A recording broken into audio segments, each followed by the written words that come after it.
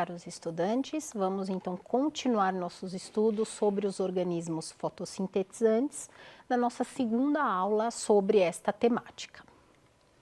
Então, vamos começar novamente com aquela grande árvore que representa a filogenia dos eucariotos. Então, como vimos na nossa última aula, as algas verdes e vermelhas, juntamente com as plantas terrestres, fazem parte das arqueoplastidas. Mas, como nós falamos, não é apenas as plantas o nosso foco na disciplina. Nós estamos falando também de outros organismos fotossintetizantes, no caso, as algas. Vocês devem ter reparado que eu sempre estou colocando algas entre aspas.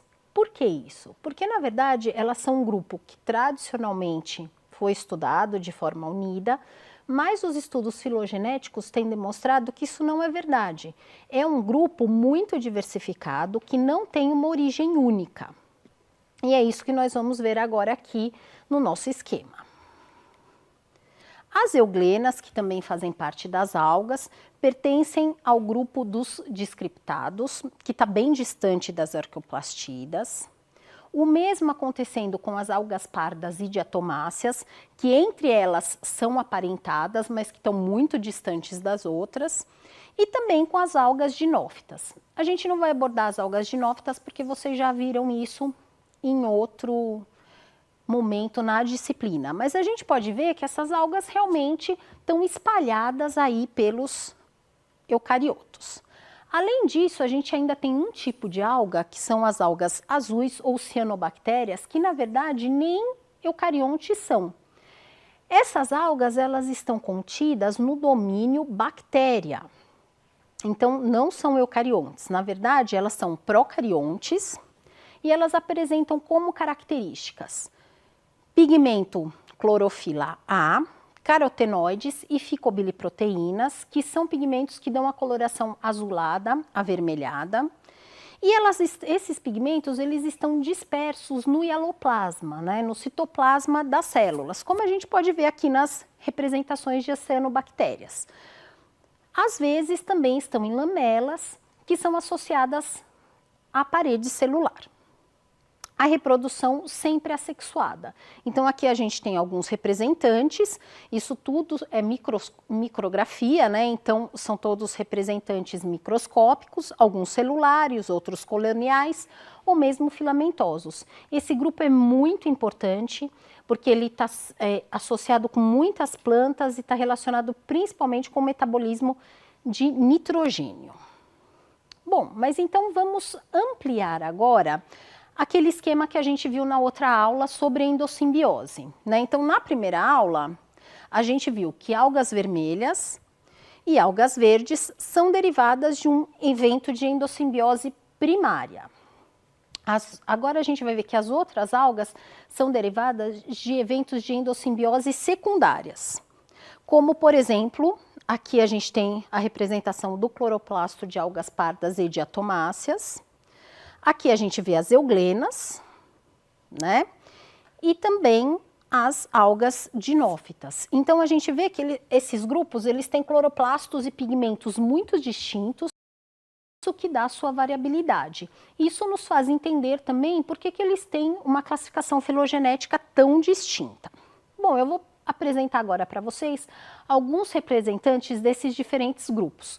Começando pelas rodófitas. As rodófitas têm poucos representantes unicelulares, mas eles existem, como podemos ver aqui na primeira imagem. Também tem representantes que são mais folhosos, né? Então aqui a gente pode ver uma espécie muito importante, que é a pórfira, que é aquela que faz a nori, né? Na verdade, ela é a nori, algo utilizada no sushi. Espécies mais filamentosas, o que é bem importante nas algas vermelhas, e também temos muitas espécies calcárias, que formam, por exemplo, os rodolitos. Aqui nós temos representantes das algas verdes, né? Então, uma imagem muito bonita, onde a gente pode ver algas microscópicas e macroscópicas. Então, essa imagem, essa e essa, são algas microscópicas. Aqui algas macroscópicas, né? Então essa daqui bem bonita, com forma globosa, outra com forma foliar. E aqui fala, professora, mas o que é isso? Essas algas laranjas? Bom, gente, na verdade também são algas verdes, só que o que acontece? Elas são algas muito ricas em carotenoides. Então, por isso, elas têm essa coloração alaranjada. Então, aqui a gente vê um tronco de árvore repleto aí com essa alga que chama Trentepolia sobre ele. Aqui mais algumas imagens muito bonitas, né? Então, aqui nós estamos falando das algas pardas e diatomáceas.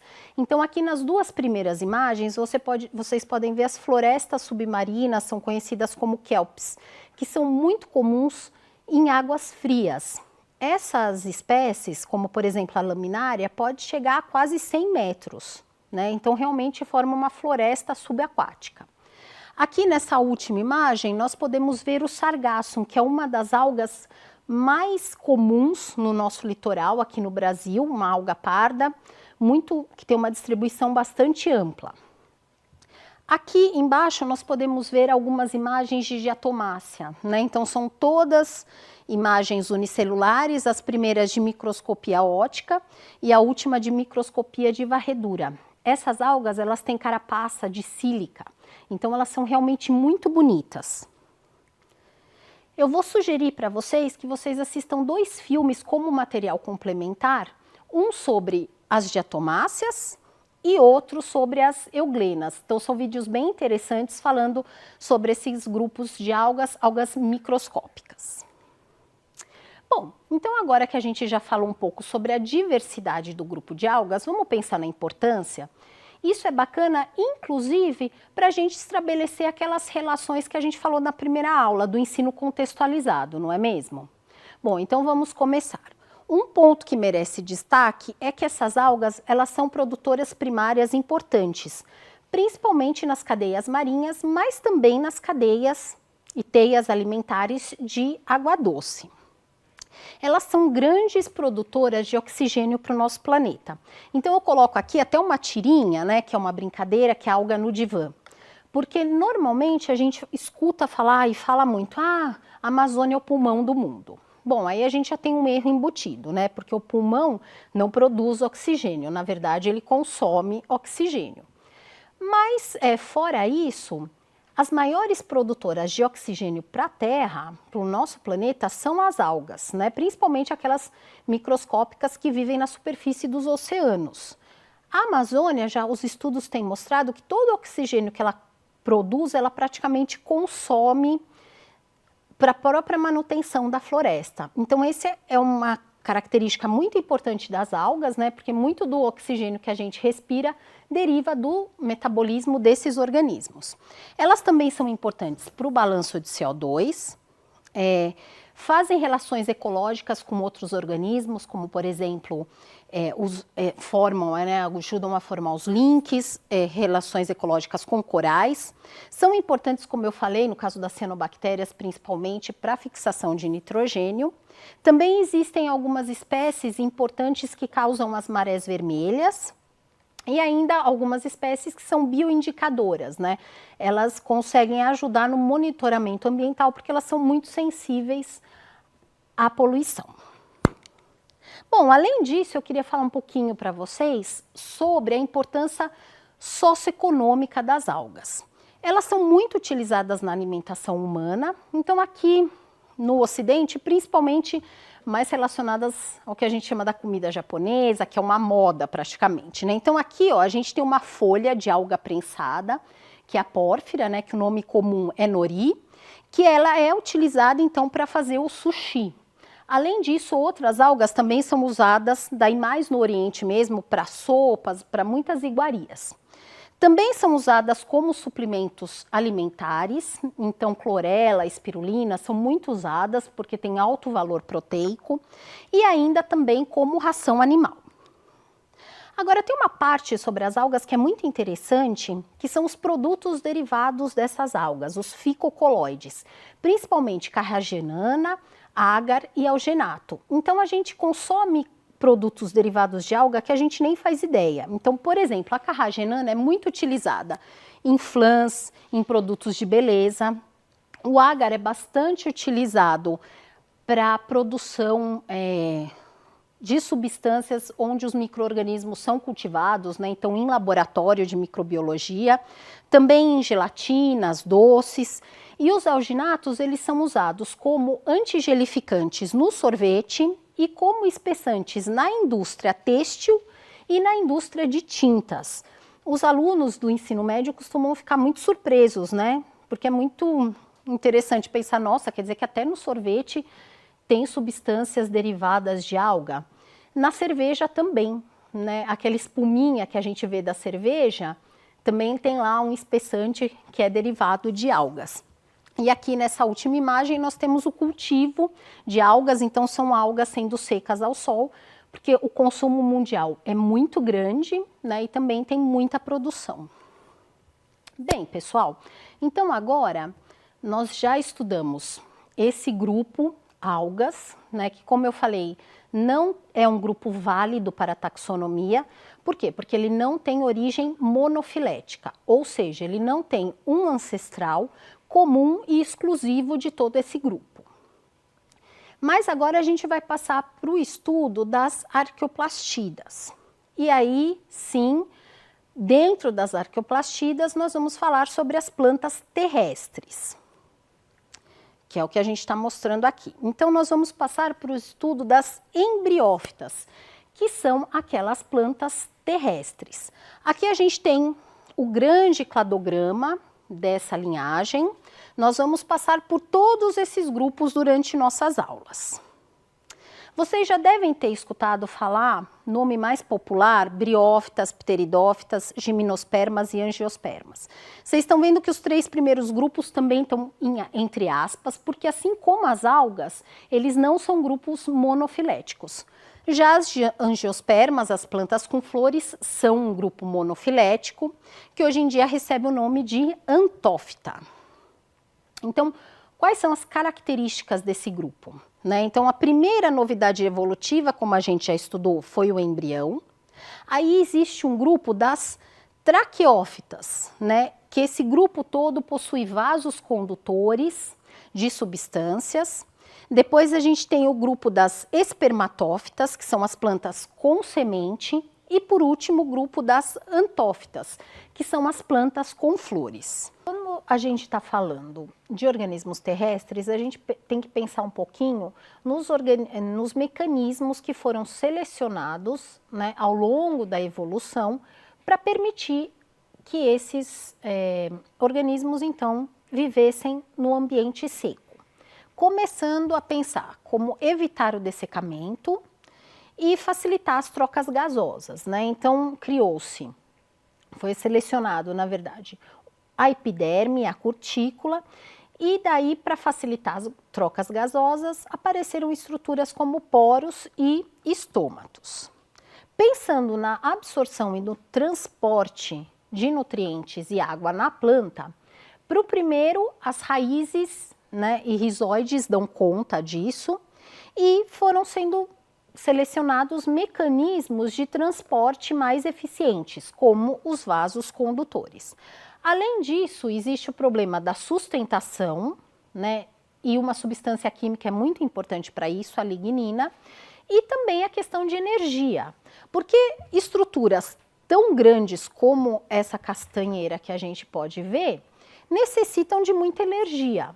E aí a gente tem estruturas especializadas, inicialmente os filódios, depois as folhas, para captar então energia luminosa e converter em energia química. Outras adaptações muito importantes foram as reprodutivas. Então eu gostaria que vocês observassem novamente aquele esquema que a gente já apresentou na primeira aula. Então, toda a evolução caminhou no sentido de proteger as células reprodutivas e de diminuir a dependência em relação à água. Primeira coisa, então a gente tem esporos com uma parede bem espessa e a formação de gametângios e esporângios multicelulares, que são estruturas que protegem gametas e esporos. Também um embrião que fica retido no corpo da planta-mãe.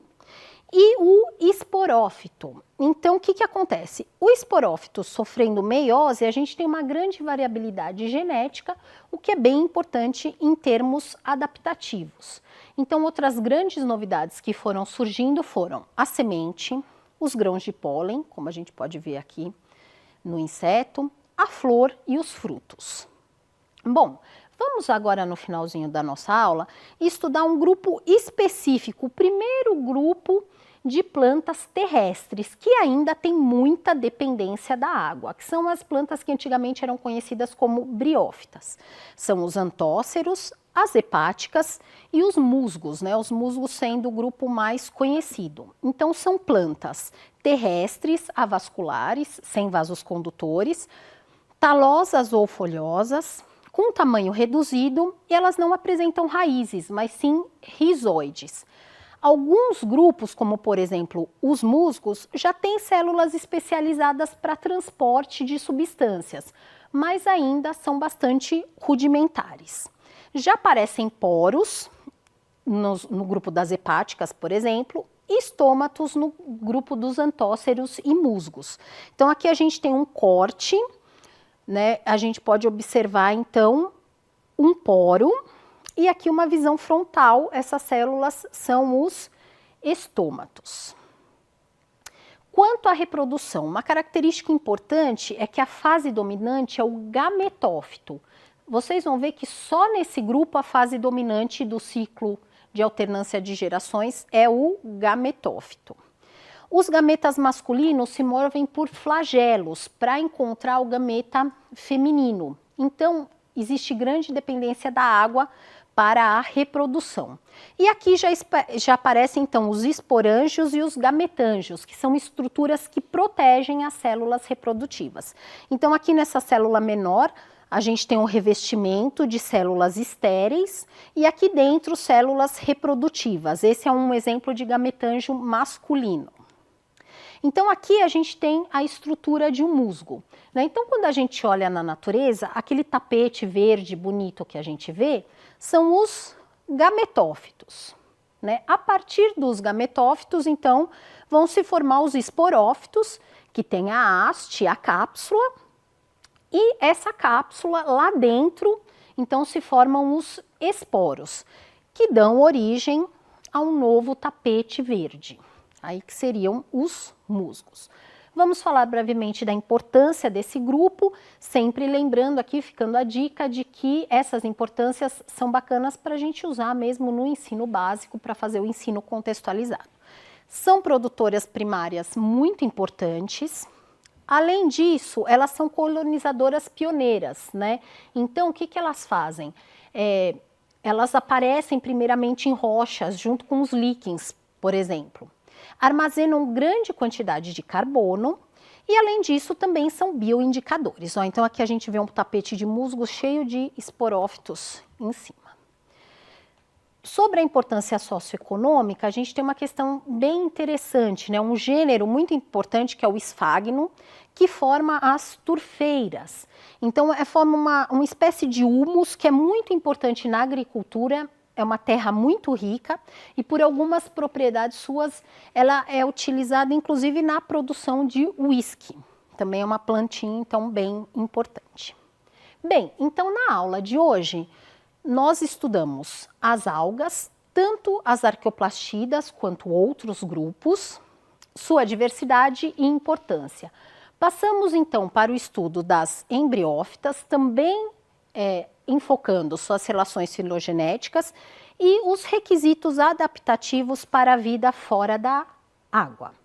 E estudamos o primeiro grupo aí das embriófitas, que são as antigas briófitas, né? Na próxima aula, nós continuamos o estudo, aí, então, falando sobre as traqueófitas, vamos falar de pteridófitas, angiospermas e gimnospermas. Até a próxima aula.